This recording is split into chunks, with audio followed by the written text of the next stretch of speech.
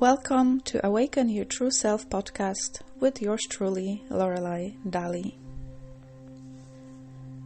Do you remember when you decided not to speak your truth? Let me tell you about the moment when it happened for me. Sometimes when I try to find out answers to my own questions, I just set out an intention, I just say the question in my mind and then I wait for the answer to come.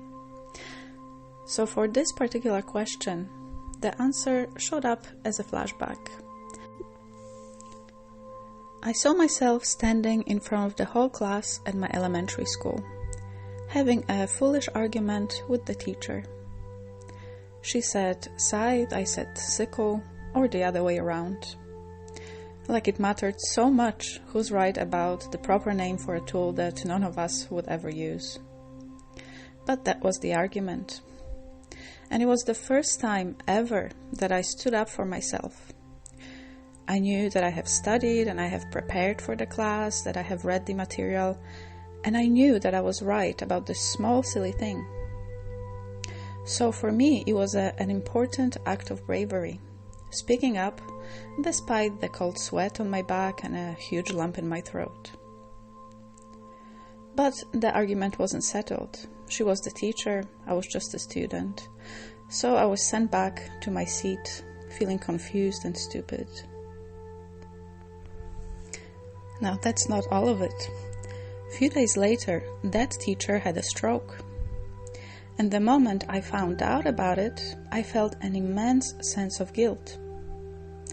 Once a knowledgeable person was unable to fully use her mind or body, she became handicapped. And it was all my fault. That's what it sounded like in my head. I made her so angry, and that stress caused the stroke. If I had only bit my tongue that day and I kept my thoughts to myself, maybe that wouldn't happen. So I formed this belief that standing up for myself causes trouble. I hurt people when I speak up. And I was probably wrong about the whole damn thing anyways. So that teacher lived a couple of streets away from my house. Since that day, I used another way to walk home. I didn't want to bump into her. I was ashamed to look her in the eye. Then someone from my school had an idea to pay the teacher a visit as a class effort to bring her a card and flowers. And I lived close by. Unlucky me. I wished that I was sick that day and never went to school, but I did. So they chose me and another girl from my neighborhood. We were the obvious choice. We lived just around the corner. When they said that, that voice of fear, shame and guilt in my head screamed no really loudly. But it was only in my head. I didn't dare to speak up. I was afraid to face the teacher, but I was also afraid that if I said I don't want to go, they will ask me why, and they will find out that it's all my fault. So it was too late. I didn't have a choice. So I went, but I don't remember the visit. The fear erased that memory. But one thing that was left was a strong decision not to put myself in such a situation ever again, not to speak my mind, and not to fight for my beliefs. So that flashback was my light bulb moment. I realized that that was the day I decided that speaking my truth hurts people. So I stopped. Or if I dared to try, I dared to reach for something I believed in, I would suffer the consequences. Either through self-sabotage or by manifesting situations that would pull me back into my little hole of compliance. So, you may wonder, how can an event so insignificant cause such an avalanche of consequences? Consequences for my whole life, from this small moment. Well, this is how our minds work. We create beliefs based on some experience in the past, or rather our interpretation of an experience. And then this belief hidden in our subconscious mind, drives our future actions and choices. Guilt is a really strong driving force. So is shame. And so many of our beliefs are connected to those two feelings. Feelings felt by a small child who didn't understand things as you would understand them now, being an adult with more knowledge, more information, and life experience. But it's this child's insecurities that are still inside of you if you feel like you cannot speak your truth.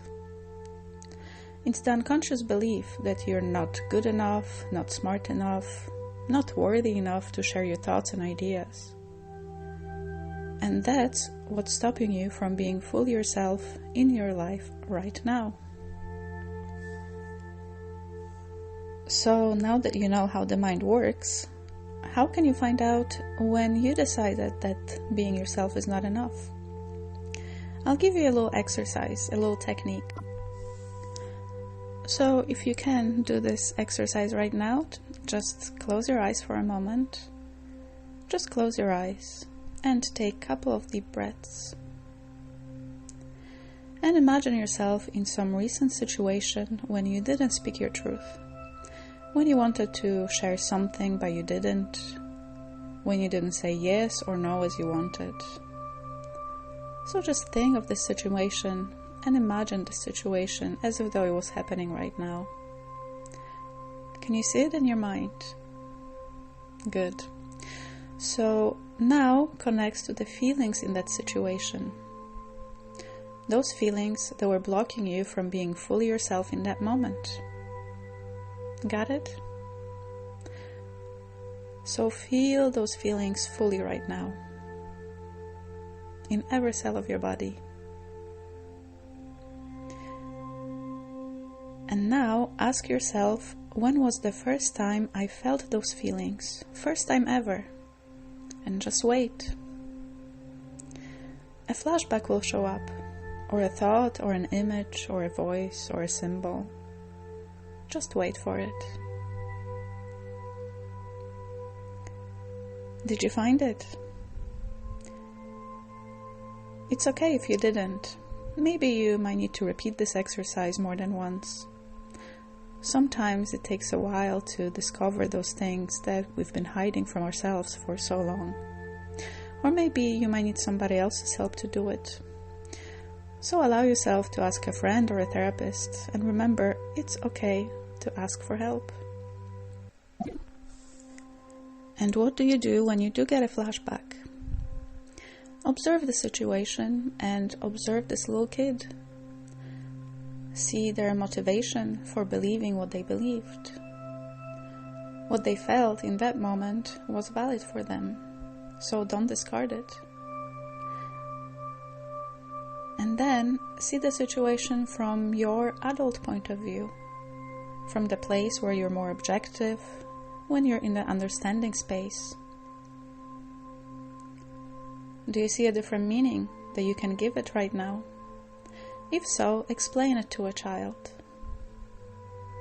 Do not invalidate child's emotions. As I said, whatever you felt back then as that child is valid.